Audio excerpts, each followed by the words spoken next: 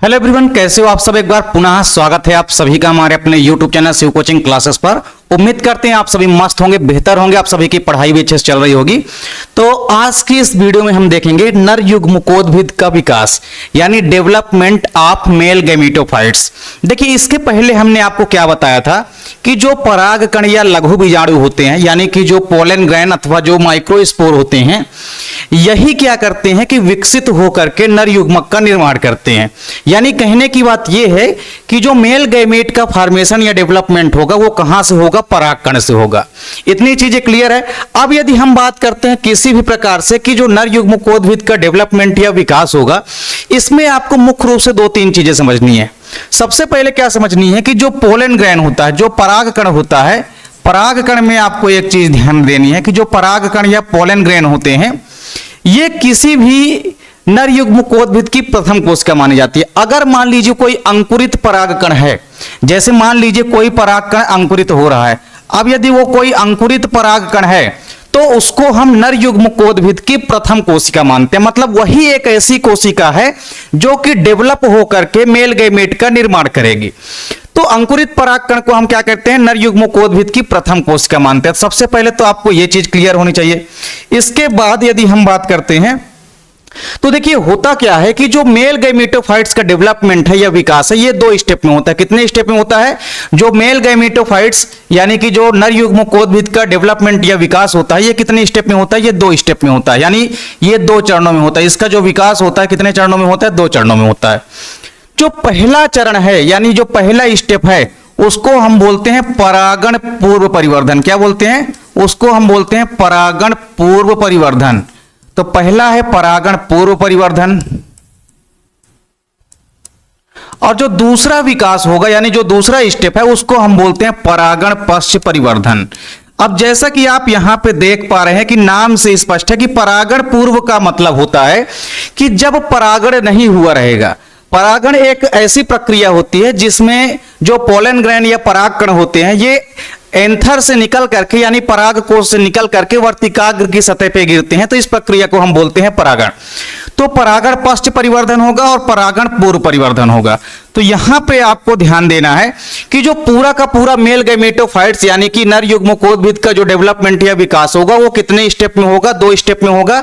पहला जो स्टेप है वो है परागण पूर्व परिवर्धन, यानी परागण के पहले का जो परिवर्धन होगा, यानी जो मेल गैमेट का डेवलपमेंट कहां होगा? पराग कोश के अंदर होगा। और फिर उसके बाद जो परागण पश्च परिवर्धन, यानी जब परागण की प्रक्रिया हो जाएगी उसके बाद जो परिवर्धन या विकास होगा उसे हम बोलेंगे परागण पश्च परिवर्धन। तो देखिए, यदि आप किसी फ्लावर की संरचना आप देखे होंगे तो इसमें आप जरूर देखे होंगे इस प्रकार से कि यहां पे आपको कई सारे पुंकेसर लगे हुए दिखाई देते हैं। अब इन पुंकेसर के अंदर हमने आपको क्या बताया था कि लघु बीजाणु या पोलन ग्रैन जो है बनते हैं। अब ये जब पराग कोश से निकल करके अगर मान लीजिए परागकण कहां पहुंच जाते हैं? वर्तिकाग्र की सतह पे पहुंच जाते हैं।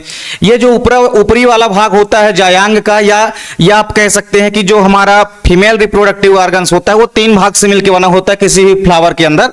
तो जो सबसे ऊपरी वाला भाग होता है जिसको हम क्या बोलते हैं? स्टिग्मा बोलते हैं। तो अगर क्या होता है कि स्टिग्मा में आकर के जब परागकण गिरते हैं, कहां से निकल करके? परागकोश से। तो परागकोश से निकल करके जब परागकण कहां गिरते हैं? वर्तिकाग्र की सतह पे गिरते हैं। तो इस प्रक्रिया को हम बोलते हैं परागण यानी कि पॉलिनेशन। तो यह चीज आपको याद रखना है, इसी प्रक्रिया को हम बोलते हैं परागण यानी कि पॉलिनेशन। तो जब परागण हो जाएगा उसके बाद भी नर युग्मकोद्भिद का डेवलपमेंट होगा। तो जो नर युग्मकोद्भिद का विकास है वो दो स्टेप में होगा। कुछ तो परागण के पहले हो जाएगा, यानी कि आप ये कह सकते हैं कि एंथर या जो पराग कोश होता है, पराग कोश के अंदर ही कुछ विकास हो जाएगा। किसका? तो पराग कोश के अंदर ही आधा विकास हो जाएगा। किसका? परागकण का। और जो आगे का जो विकास होगा वो परागण के बाद होगा। तो कुल मिलाकर के दो स्टेप में यहां पे हम देखेंगे कि परागण पूर्व परिवर्धन और परागण पश्च परिवर्धन। फिर इसके बाद आपको देखना है कि ये जो पूरे का पूरा स्टेप आपको देखने को मिलेगा, यानी कहने का मतलब ये है कि जो नर युग्मकोद्भिद का विकास होगा इसमें दो बार टोटल समसूत्री विभाजन होगा। कितनी समसूत्री विभाजन होगा? तो इसमें आपको याद रखना है कि समसूत्री विभाजन होगा वो भी कितनी बार होगा? तो दो बार क्या होगा? समसूत्री विभाजन होगा। इस पूरी की पूरी प्रक्रिया में कितनी बार समसूत्री विभाजन होगा? दो बार समसूत्री विभाजन होगा। और समसूत्री विभाजन की आपको दो तीन चीजें ध्यान में रखनी है। सबसे पहली चीज ये कि समसूत्री विभाजन तीव्र गति से होने वाला विभाजन होता है। समसूत्री विभाजन अगर हो रहा है तो उसमें दो प्रकार से विभाजन होता है। समसूत्री विभाजन में जो पहला विभाजन होता है वो होता है किसका विभाजन? केंद्रक का विभाजन। किसका विभाजन होता है? पहले तो केंद्रक का विभाजन होगा, फिर इसके बाद किसका विभाजन होगा? इसके बाद फिर कोशिका द्रव्य का यानी कि साइटोप्लाज्म का विभाजन होगा।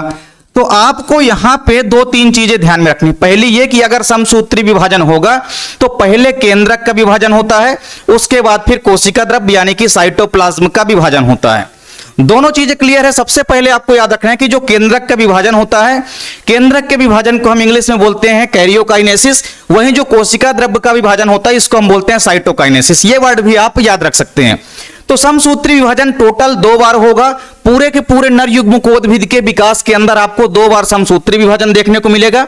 और समसूत्री विभाजन में भी आपको याद रखना है कि पहले केंद्रक का विभाजन होगा, इसके बाद फिर कोशिका द्रव्य का विभाजन होता है। तो ये चीजें क्लियर है। इसके बाद हम चलते हैं कि जो हमारा पूरा का पूरा नर युग्मकोद्भिद का विकास होता है ये 2 स्टेप में होता है। पहला स्टेप कौन सा है? तो ये हमारा पहला स्टेप है जिसको हम बोलते हैं परागण पूर्व परिवर्धन। मतलब जो पराग कोश है, पराग कोश के अंदर ही जो डेवलपमेंट होगा किसी भी परागकण का या ए मैच्योर पोलन ग्रैंड का, वो आप देखेंगे कि कहां होगा? परागकोश के अंदर ही होगा। तो जब परागकोश के अंदर ही परागकण का विकास होगा यानी डेवलपमेंट होगा तो उसको सबसे पहले समझना है। फिर जो दूसरा स्टेप है, जब परागण हो जाएगा उसके बाद किस प्रकार से परिवर्धन होगा ये भी हम समझेंगे। सबसे पहले यदि हम बात करते हैं परागण पूर्व परिवर्धन, तो देखिए एक हमारे पास अपरिपक्व नर युग्मकोद्भिद है, मतलब ए मैच्योर यहां पे मेल गैमेटोफाइट्स हमारे पास है, यानी एक यहां पे अपरिपक्व परागकण हमारे पास है। अब इसका जो डेवलपमेंट शुरू होगा, सबसे पहले तो आपको ध्यान में रखना है कि किसी भी पोलन ग्रैंड की स्ट्रक्चर में हमने आपको बताया था कि 2 लेयर होती है। एक आउटर लेयर होती है यानी कि बाहरी परत होती है जिसको हम एक्साइन बोलते हैं यानी कि बाह्य चोल बोलते हैं, और जो ये अंदर वाली परत होती है जिसको हम इंटाइन बोलते हैं यानी कि अंतःचोल बोलते हैं। फिर इसके अंदर आपने देखा था कि एक केंद्रक होता है, और केंद्रक कैसा होता है? केंद्रक जो होता है ये हेप्लॉइड होता है। कैसा होता है? जो केंद्रक होता है ये कैसा होता है? हेप्लॉइड होता है। ये भी चीज आपको ध्यान में रखनी है। तो केंद्रक कैसा होता है? हेप्लॉइड होता है यानी कि अगुणित होता है। कई सारे आप देखेंगे कि पूरे के पूरे इंटाइन यानी कि अंतःचोल के अंदर कोशिका द्रव्य यानी कि साइटोप्लाज्म भरा होता है और इसके अंदर एक अगुणित केंद्रक होता है। वहीं कुछ छोटी छोटी रिक्तिकाएं भी इसके अंदर उपस्थित होती है। आप जैसे ही अगले स्टेप में जाएंगे आप देखेंगे कि ये जो छोटी छोटी रिक्तिकाएं हैं ये इकट्ठा होकर के एक बड़ी रिक्तिका का रूप धारण कर लेती है, जबकि ये जो हमारा केंद्रक है ये कहां जाता है? ये बीच में आ जाता है, लगभग बीच से आप कह सकते हैं कि परिधि की ओर आ जाता है। अभी यहां पे लगभग बीच में रहता है लेकिन कहां आ जाएगा? परिधि की ओर आ जाएगा। अब यहां से मेन कहानी स्टार्ट होती है। ये जो हमारा परागकण है इसमें यहां पे प्रथम समसूत्री विभाजन होगा। कैसा समसूत्री विभाजन होगा? प्रथम समसूत्री विभाजन। हमने क्या कहा कि पूरे के पूरे जो नर युग्मकोद्भिद का डेवलपमेंट है उसमें 2 बार आपको समसूत्री विभाजन देखने को मिलेगा। तो यहां पे पहला समसूत्री विभाजन होगा। तो पहला समसूत्री जब विभाजन होगा तो हमने क्या बताया कि अगर समसूत्री कोशिका विभाजन होता है तो सबसे पहले केंद्रक 2 भागों में डिवाइड हो जाता है। तो यहां पे ये जो एक केंद्रक है ये 2 केंद्रकों में बढ़ जाएगा। जैसे ही प्रथम समसूत्री विभाजन होगा वैसे ही केंद्रक का विभाजन होगा, और ये जो एक केंद्रक है ये किस में बदल जाएगा? 2 केंद्रकों में बदल जाएगा। तो इसके बाद आप देखेंगे कि ये जो दोनों केंद्रक बने हैं इसमें से एक केंद्रक छोटा है। इस छोटे वाले केंद्रक को हम बोलते हैं जनन केंद्रक। क्या बोलते हैं? छोटे वाले केंद्रक को हम बोलते हैं जनन केंद्रक, और जो बड़ा वाला केंद्रक है इसको हम बोलते हैं कायिक केंद्रक, या इसको आप नलिका केंद्रक भी कह सकते हैं। तो 2 प्रकार के केंद्रक यहां पे डेवलप हो चुके हैं केवल एक ही केंद्रक से। एक केंद्रक से 2 केंद्रक क्यों बने? क्योंकि यहां पे समसूत्री कोशिका विभाजन हुआ। तो समसूत्री जब विभाजन हुआ तो एक केंद्रक से यहां पे 2 केंद्रक बन चुके हैं। ठीक, तो हमने क्या कहा कि सबसे पहले केंद्रक का विभाजन होता है अगर समसूत्री कोशिका विभाजन होता है तो। अब इसके बाद देखिए अगले स्टेप में क्या होगा? अगले स्टेप में अब कोशिका द्रव्य का भी विभाजन होगा, यानी साइटोप्लाज्म का भी डिवीजन होगा, यानी कि साइटोकाइनेसिस की प्रक्रिया यहां पे होगी। तो साइटोकाइनेसिस या कोशिका द्रव्य के विभाजन में क्या होता है? कोशिकाएं डेवलप होती है। तो यहां पे देखिए केवल और केवल एक ही कोशिका है। अब ये कोशिका जो है डिवाइड हो जाएगी, कितनी कोशिका में? 2 कोशिका में डिवाइड हो जाएगी। तो आप इजिली यहां पे देख सकते हैं कि सबसे पहले जब समसूत्री कोशिका विभाजन हुआ तो केंद्रक का विभाजन हुआ, केंद्रक 2 भागों में बढ़ गए, 2 केंद्रक हो गए। फिर उसके बाद कोशिका द्रव्य का जब विभाजन होता है तो कोशिका द्रव्य के विभाजन से भित्तियों का निर्माण होता है। तो यहाँ पे दो भित्तियां अलग अलग बन गई है, एक दो कोशिका अलग अलग बन गई है। तो एक कोशिका जो छोटी है, ये वाली कोशिका, ये वाली जो कोशिका है इसको हम बोलते हैं जनन कोशिका, और जनन कोशिका के अंदर जो केंद्रक रहेगा उसको हम बोलेंगे जनन केंद्रक। और नीचे वाली जो सेल है ये थोड़ा बड़ी है साइज में, इसको हम बोलते हैं कायिक कोशिका। और इस कायिक कोशिका के अंदर जो हमारा केंद्रक है उसको हम बोलेंगे कायिक केंद्रक। तो कहने का मतलब यह है कि एक नॉर्मल सी प्रोसेस है, इसमें कुछ नहीं, समसूत्री कोशिका विभाजन होगा तो पहले एक केंद्रक यहां से बदल जाएगा दो केंद्रक में डिवाइड हो जाएगा। आपको पता है कि अगर समसूत्री कोशिका विभाजन होता है तो एक से कितनी सेल बनती है, दो सेल बनती है। तो एक केंद्रक से कितने केंद्रक बन गए, दो केंद्रक बन गए। फिर यहां पे आप देखेंगे कि दूसरा जब स्टेप हुआ तो यहां पे केंद्रक का विभाजन तो हो चुका, फिर केंद्रक विभाजन के बाद क्या होता है, कोशिका द्रव्य का विभाजन होता है। तो जब कोशिका द्रव्य का विभाजन होता है तो आपको याद रखना है कि कोशिकाओं का निर्माण होता है। तो अब एक कोशिका थी, एक कोशिका से दो कोशिकाएं बन गई, तो दो कोशिका बन गई, एक जनन कोशिका और एक कायिक कोशिका। अब ये जो जनन केंद्रक है आपका चला जाएगा किसमें, जनन कोशिका के अंदर, और ये जो आपका कायिक केंद्रक है चला जाएगा कायिक कोशिका के अंदर। तो इतनी चीजें आपको क्लियर हो गई होगी। तो सबसे पहले तो आपको ध्यान में रखना है कि जो हमारा इमैच्योर मेल गैमेटोफाइट्स होता है, यानी कि एक अपरिपक्व नर युग्मकोद्भिद या परागकण जो होता है, इसमें क्या होता है कि समसूत्री विभाजन होता है, और समसूत्री जब कोशिका विभाजन होगा तो एक केंद्रक से यहां पे दो केंद्रक का निर्माण हो जाएगा।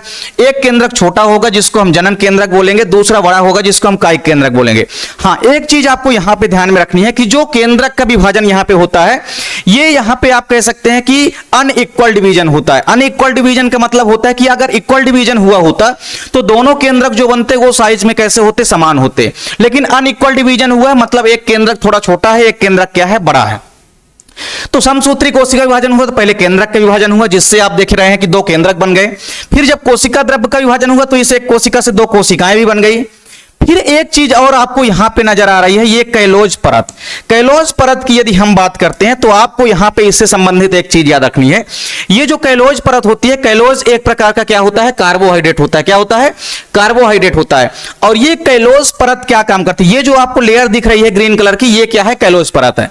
ये कैलोज लेयर क्या करती है, किसी भी पोलन ग्रेन की भित्तियों से कोशिका को अलग करने में मदद करती है। मतलब ये जो जनन कोशिका है उसको परागकण की भित्ति से अलग होने में मदद करती है। कौन सी, यही कैलोज परत। तो ये चीज भी आपको ध्यान में रखनी है। तो कुल मिलाकर के परागण पूर्व परिवर्धन में आपको 4 स्टेप हैं, जिसमें सबसे पहले आपको देखना है कि एक अपरिपक्व नर युग्मकोद्भिद है, जिसमें से आपने देखा कि समसूत्री कोशिका विभाजन हुआ, जिसके कारण केंद्रक का विभाजन हुआ पहले, तो एक केंद्रक से दो केंद्रक बन गए।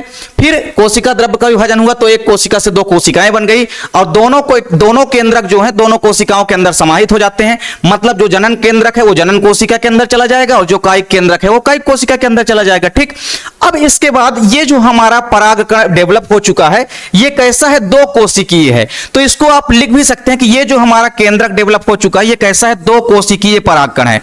तो ये दो कोशिकीय परागकण यहां पे क्या हो चुका है, डेवलप हो चुका है। तो ये दो कोशिकीय परागकण हमारे पास क्या हो चुका है, डेवलप हो चुका है। तो इसको आपको यहां तक कंप्लीट कर लेना है। बिल्कुल आपको यहां पे स्क्रीनशॉट ले लेना है इसका।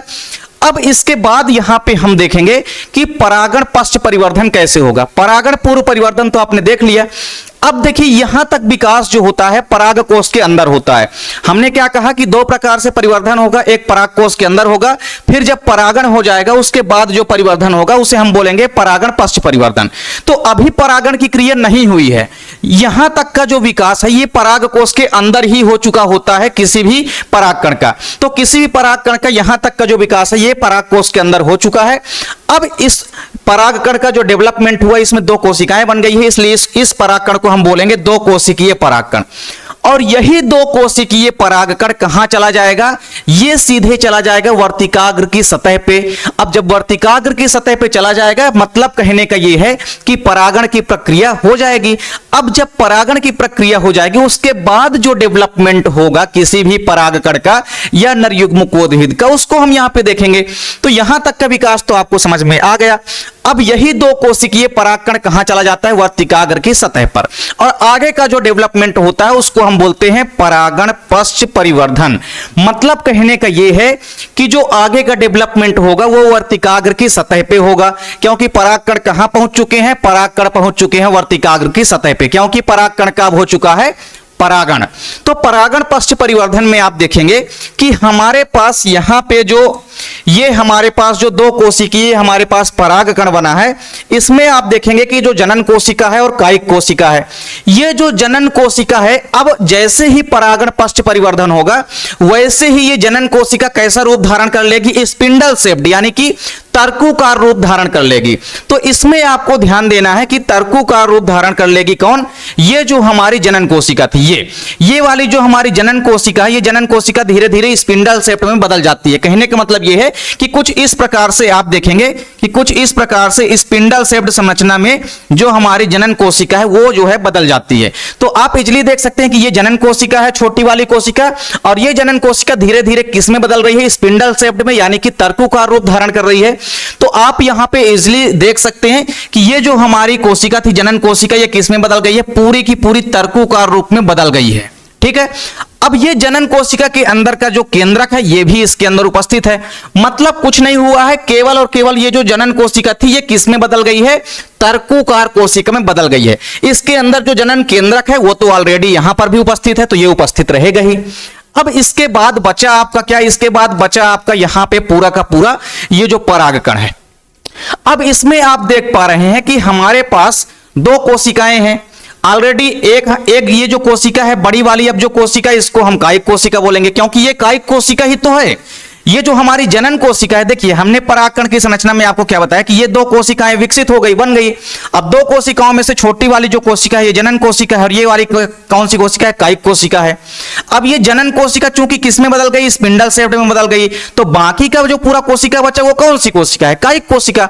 तो ये स्पिंडल शेप्ड वाली हमारी जनन कोशिका है और बाकी चारों तरफ जो कोशिका का भाग बचा वो कौन सा है, कायिक कोशिका है। तो कायिक कोशिका है और उसके अंदर ये कौन सा केंद्रक है, कायिक केंद्रक है। तो यहां तक चीजें क्लियर हो गई होगी आपको। अब इसके बाद यदि हम बात करते हैं तो होता क्या है कि जो इनर लेयर होती है किसी भी परागकण की, आप जब इनर लेयर देखेंगे या बाएं भित्ति देखेंगे, यहां से आप देखेंगे कि धीरे धीरे अब पराग नलिका जो है विकसित हो चुकी होती है। क्यों? क्योंकि जो परागकण से जो मेल गैमीट बनते हैं वो कैसे होते हैं, नॉन मोटाइल होते हैं, अर्थात एक स्थान से दूसरे स्थान तक अपने से नहीं जा सकते हैं। उनको एक स्थान से दूसरे स्थान तक ले जाने के लिए एक नलिका बनती है जिसको हम बोलते हैं पराग नलिका या पोलन ट्यूब। तो ये चीजें आपको क्लियर करनी है। सबसे पहले यदि हम बात करते हैं तो यहां पे आप देख रहे हैं कि ये जो हमारा पूरा का पूरा पोलन ग्रैंड है या परागकण या नर युग्मकोद्भिद की संरचना है, इसमें आपने देखा कि दो कोशिकाएं थी, एक जनन कोशिका जो कि स्पिंडल शेप्ड यानी कि तर्कुकार रूप में बदल गई है, और पूरी की पूरी जो बाकी सेल बची है ये कैसी है, कायिक सेल बची है यानी कि वेजिटेटिव सेल बची है, और इसके अलावा उसके अंदर का जो केंद्रक है ये कायिक केंद्रक बचा हुआ है। अब आप देखेंगे कि जैसे ही पराग नलिका डेवलप होगी ये जो कायिक केंद्रक है ये कहां आ जाएगा, नीचे की साइड आ जाएगा, ये नीचे की ओर आ जाएगा, और बाकी ये जो हमारा स्पिंडल शेप्ड वाली कोशिका यानी जो जनन कोशिका ये है। तो जनन कोशिका के अंदर आप देख रहे हैं कि ये जनन केंद्रक भी उपस्थित है। अब यहां पे क्या होगा, सेकंड माइटोसिस होगा, यानी जो हमारा द्वितीय समसूत्री विभाजन होगा। पहला समसूत्री विभाजन तो आपने यहां पे देखा था, यानी परागण जब पूर्व परिवर्धन हुआ था तो एक समसूत्री विभाजन तो यहां पे हो गया था। अब जो दूसरा समसूत्री विभाजन होगा यानी जो सेकंड माइटोसिस होगा, जो दूसरा समसूत्री विभाजन होगा, तो यहां पे आपको ध्यान में रखना है कि यहां पे दूसरा समसूत्री विभाजन हो रहा है।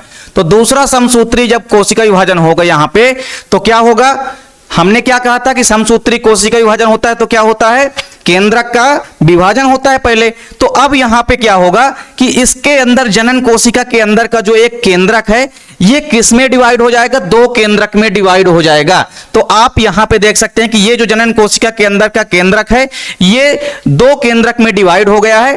फिर इसके बाद आप देख रहे हैं कि कोशिका भी दो भागों में डिवाइड हो गई, यानी कुल मिलाकर के यहां पे दो अचल नर युग्मक का निर्माण हो चुका है। तो ये जो नर युग्मक बनते हैं इनको हम बोलते हैं दो अचल नर युग्मक, क्योंकि ये नॉन मोटाइल होते हैं और बिल्कुल भी अपने स्थान से दूसरे स्थान पे ये नहीं जा सकते, इसीलिए पराग नलिका डेवलप होती है या विकसित होती है, और इसी पराग नलिका के माध्यम से ही ये कायिक केंद्रक और ये जो दो अचल नर युग्मक का निर्माण होता है ये इसी पोलन ट्यूब के माध्यम से ही जा करके आगे आप देखेंगे कि अंडाशय के अंदर बीजांड होता है, बीजांड के अंदर फिर भ्रूणकोश या एम्ब्रियोसाइक होता है, वहां पे ये जा करके इंटर करेंगे।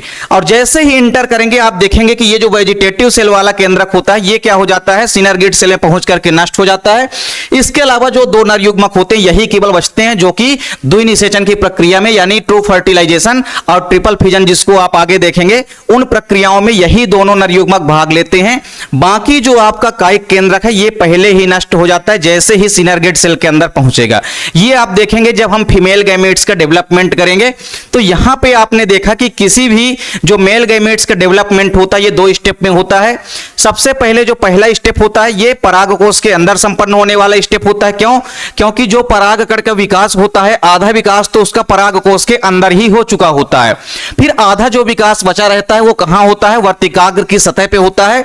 यानी जब परागकण का परागण हो जाता है, जब परागकण पहुंच जाते हैं वर्तिकाग्र पे, तब आप देखेंगे कि परागण के बाद भी कुछ परिवर्धन होता है और उसमें से 2 नॉन मोटाइल यानी कि मेल गैमेट्स या 2 अचल नर युग्मक का निर्माण हो जाता है। तो इस प्रकार से आपने देखा कि कैसे किसी भी प्रकार से जो हमारा मेल गैमेटोफाइट्स है उसका कैसा डेवलपमेंट होता है। यानी एक अगर हमारे पास अपरिपक्व परागकण है यानी ए मैच्योर अगर हमारे पास कोई पॉलन ग्रैंड या लघु बीजाणु है तो उसमें से मैच्योर यानी कि परिपक्व लघु बीजाणु का निर्माण कैसे होगा? तो जब आपने देखा कि परिपक्व लघु बीजाणु का निर्माण हो जाता है तो उसमें 2 अचल नर युग्मक का निर्माण हो जाता है।